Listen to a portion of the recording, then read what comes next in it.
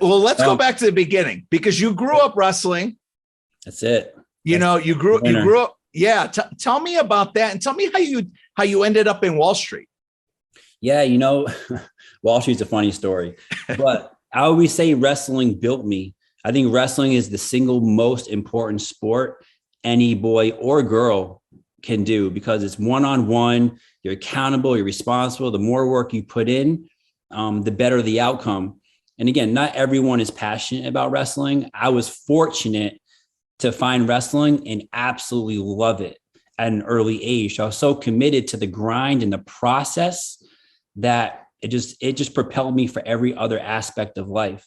So now everything that I do, I want to do at the highest level and literally be the best at it. Otherwise, I don't even want to do it in the first place. I'd rather not.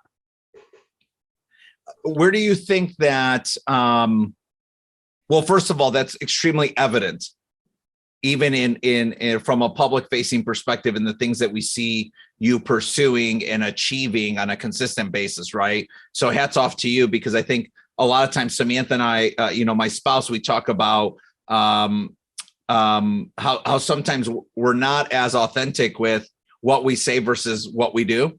Absolutely. And that happens to all of us, right? We're all living an imperfect life, but I do see that about you. Where do you think that commitment to the grind and that need for achievement originated from in you?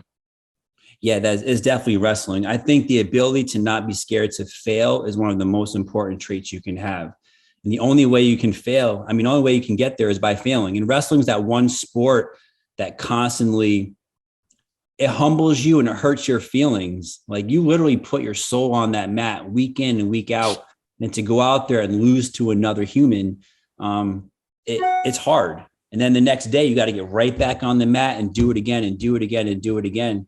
And my freshman year in high school, I think, is what propelled me in the first place, because our wrestling team, we weren't that good, but we had incredible lightweight guys.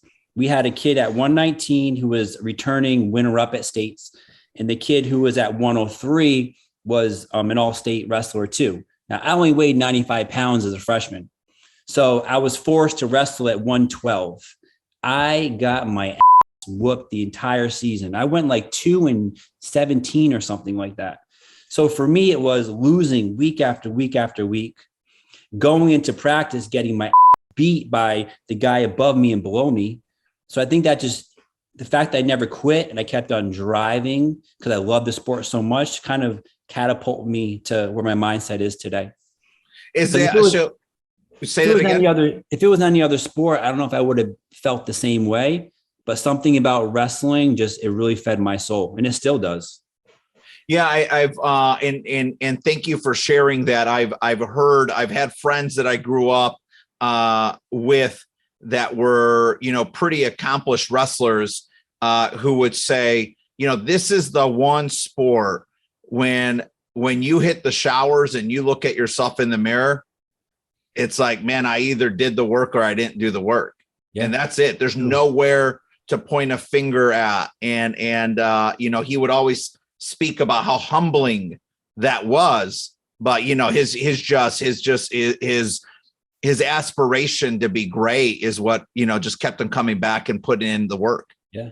And listen, there's so many times where you literally have given everything you could possibly do during the week to prepare for your match. Train 2-3 times a day, your diet, everything. But that night you might still lose. The other guy might have a better night and you're like, oh my God, I did everything I was supposed to do and I still lost. And to be able to come back from that, I think it's a certain drive in somebody, because some people will crack and they're like, oh, this isn't for me.